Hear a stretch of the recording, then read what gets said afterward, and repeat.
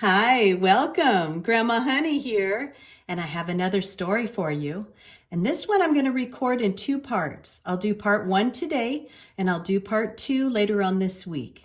It's called You Are Mine, and it's written by Max Lucado, and it's illustrated by Sergio Martinez. All right, let's get started. Punchinello lived in Wemmicksville. And just like other Wemmicks, he was made of wood. And just like other Wemmicks, he was carved by Eli, the Wemmick Maker. And just like other Wemmicks, he sometimes did silly things. Like the time he began collecting boxes and balls. Things started getting crazy when a Wemmick named Tuck bought a new box. Others had boxes, but Tuck's was a new box. Tuck loved his new box. He thought it was the best box in the village. It was orange and striped, and he was proud of it. Too proud, perhaps. He strutted up and down the street, showing off his box. "Have you seen my new box?" he would ask the Wemmicks as he passed him on the street. "Would you like to touch my new box?" And Tuck marched right up to Punchinello. "Don't you wish you had a new box?" he teased. Punchinello thought Tuck's box was beautiful, and he began to wish for a box of his own. Tuck kept showing off his box, thinking he was better than the other Wemmicks, just because he had a new box. Nip, another Wemmick, disagreed. "My box is just as good as Tuck's," he said, as he showed off his box to Wemmicks on the other side of the street. Nip's box was not new, but it was a bit bigger and a bit brighter, and a bit more than Tuck could take. Tuck got very quiet and gave Nip a mad look. And then he had an idea. He stepped into a store and he bought a ball. Now he had more things than Nip. He had a box and a ball. Nip frowned a bit at Tuck's ball. Nip could do better than that. He bought two balls. And with a smile on his face and two balls and a box in his hands, he marched over to Tuck and smirked, "Now I have more than you." And before he knew it, Tuck was in the store buying another box. And then Nip ran in to buy another ball. Then Tuck bought a ball, and Nip bought a box. Ball, box, ball, box, Tuck, Nip, Nip, Tuck. And on it went. Someone could have stopped the whole mess right there. In fact, that's what the mayor tried to do. "You two are being silly," he said to Nip and Tuck. "Why, who cares who has the most toys?" "You're just jealous," they replied, "because you don't have any." "Jealous? Of you? Ha ha!" But within a few moments, the mayor was in the store buying an armful of boxes and balls. Other Wemmicks began to join in.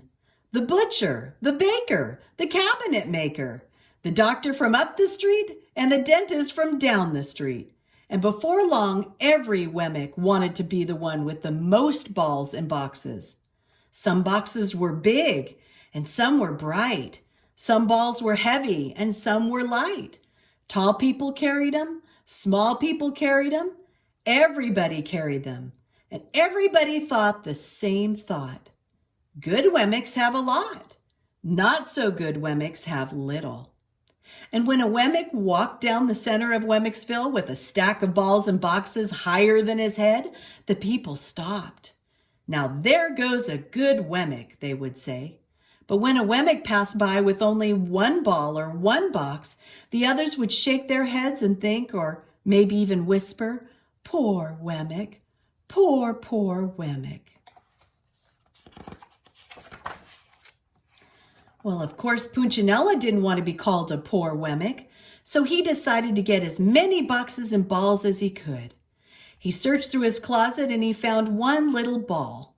He dug into his pocket and he found enough money to buy one small box. "I know what I'll do," he declared. "I'll sell my books to get more money to buy more boxes and balls." And so he did. He bought a blue and green box with clouds painted on the sides, but still he wanted more. I'll work nights to get extra money, he told himself. And so he did. He bought a ball, and since he wasn't working nights and he didn't need his bed, he decided, I'll sell my bed. And he did just that, to buy 2 more balls. And soon Punchinello had an armful, but other Wemmicks had more. Some of them had so many boxes and balls they actually had trouble walking. It's hard to keep up with all my balls and boxes, they would say, acting like they were complaining, but really they were bragging. Punchinello wanted to be like these Wemmicks, so he sold more stuff and he worked more hours. His eyes were tired from not getting any sleep, and his arms were tired from carrying toys, and he couldn't remember the last time he sat down to rest. And worst of all, his friends couldn't remember when Punchinello last came to play. We haven't seen you for a long time, his friend Lucia said to him one day. Yeah, why don't you come and play again? Asked his buddy Splint. Not everyone cared about boxes and balls. Punchinello's friends didn't. But Punchinello cared more about having boxes and balls than he cared about having friends. I've got work to do, he would tell them.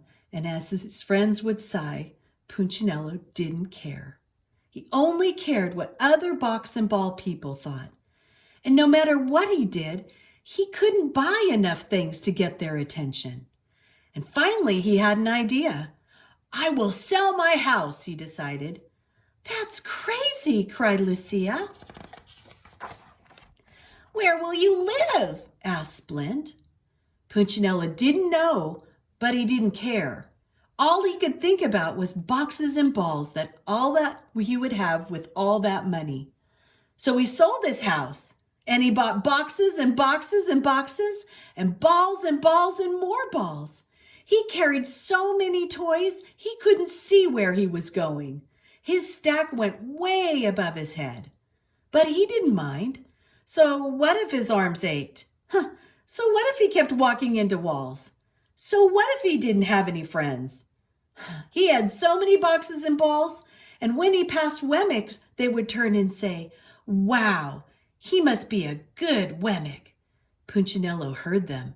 He couldn't see them, but he could hear them, and he felt good. I'm a good Wemmick, he thought. And that's all we're going to read today. That's part 1 of You Are Mine. Bye-bye for now. Be blessed.